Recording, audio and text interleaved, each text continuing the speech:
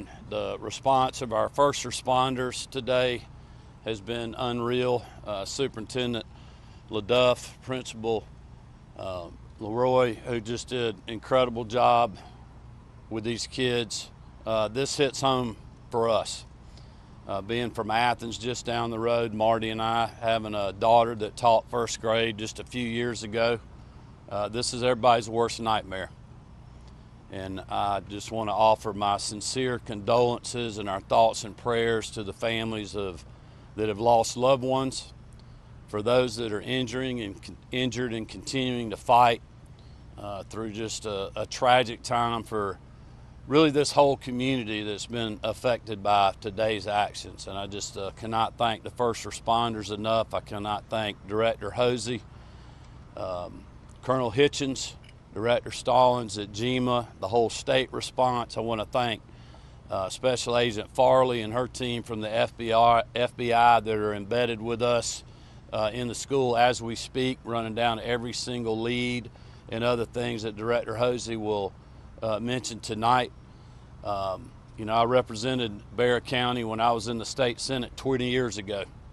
These are our neighbors, these are our friends, and this community is hurting today. And I would just ask all Georgians and all Americans to continue to keep these families, these educators, and these students in your thoughts and prayers. And we will provide every state resource that is needed from here until they're not, to support this community and support this team behind me.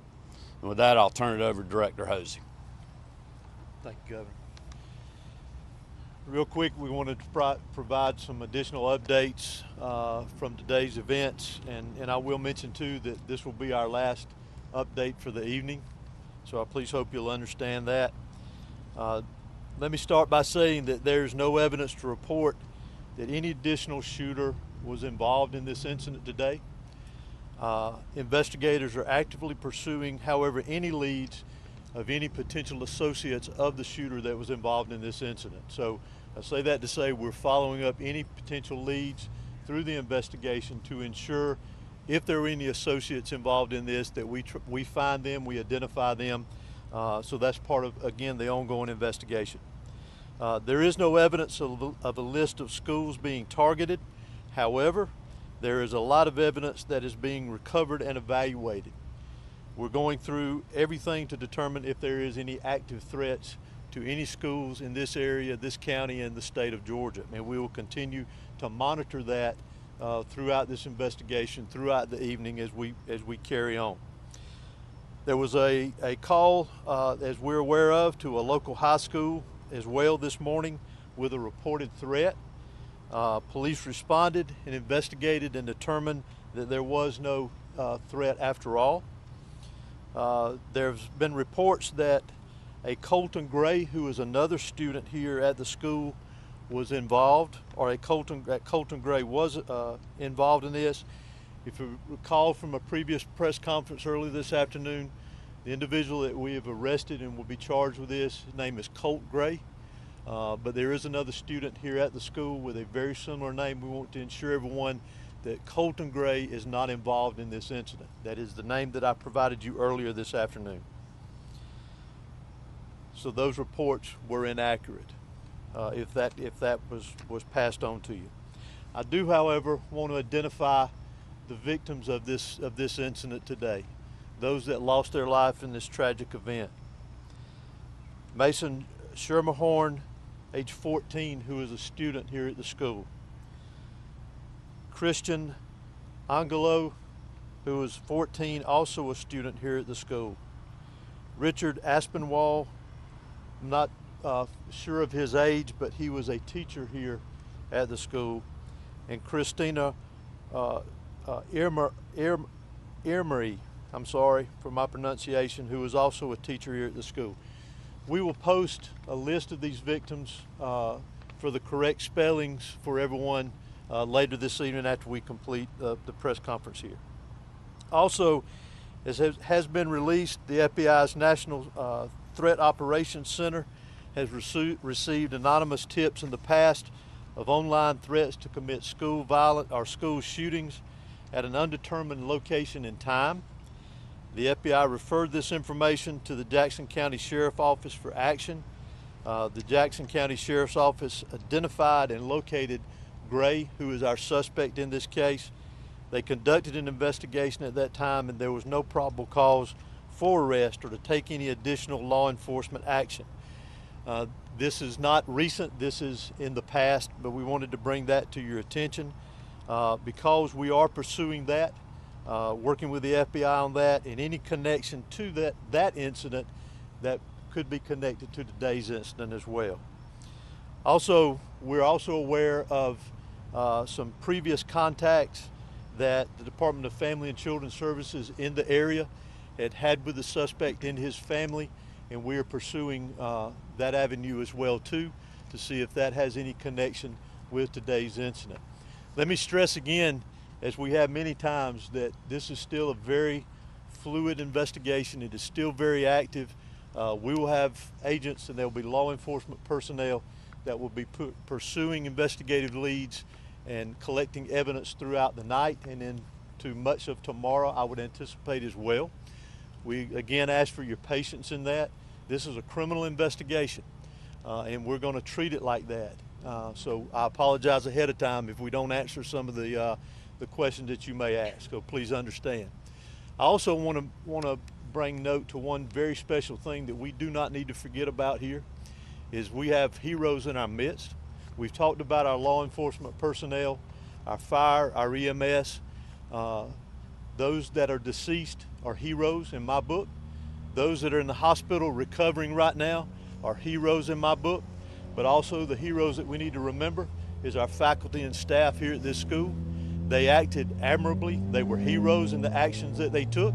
The protocols that this school and this system activated today prevented this from being a much larger tragedy than what we had here today.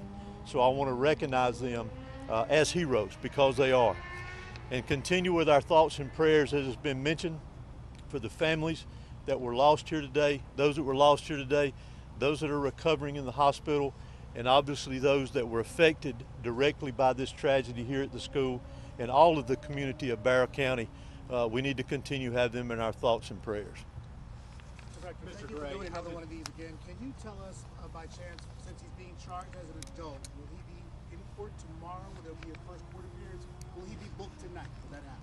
He will be booked tonight. I'm not sure of the court appearance, but it will be within a reasonable amount of time. Is there anything that you can share to us about the weapon that was used, by chance?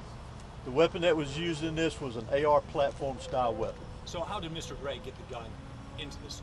We're still investigating that aspect of it. Did he go out of the classroom, get the gun, and come back? We've heard some of that from some students. We're still trying to clarify a lot of the timeline from the time that he got here to school today until the incident took place. And last one from me. I mean, so often, I know people at home, we always hear something that the FBI has heard something about someone who goes and does one of these tragic events.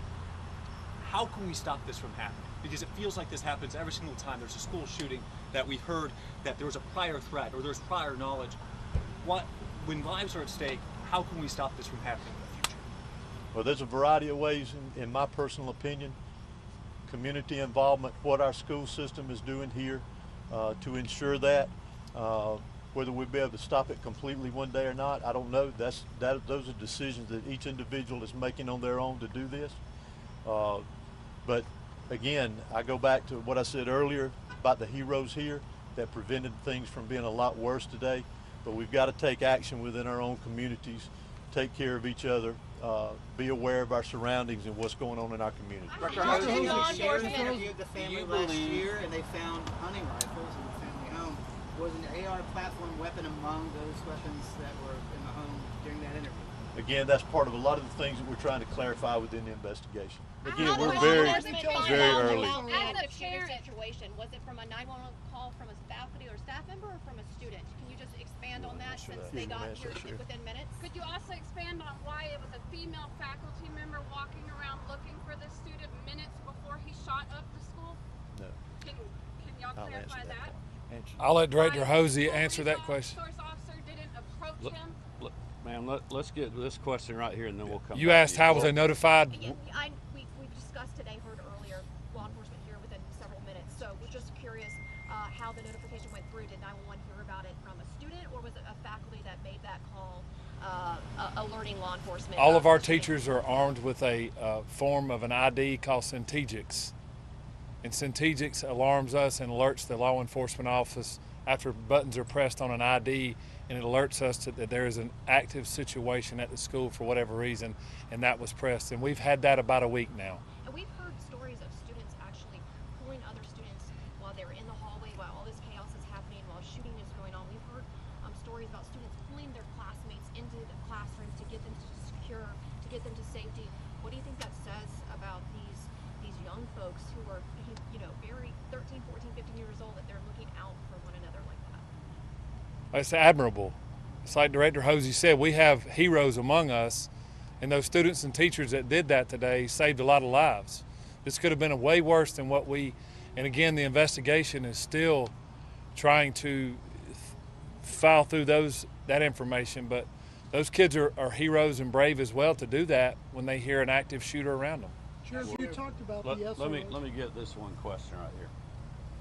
Did you have something else, Van? No, it was me. Okay. I was asking, why did the school resource officer not go looking for this kid and approach him, and why they sent a female faculty member to the room, to the algebra room he was in with my daughter, looking for him instead of the school resource officer, or why the school allowed this boy to come and go from the class all the time. He would go and sign up for the restroom pass, leave the class, and come back sometimes, and sometimes never come back. He has been wandering this school.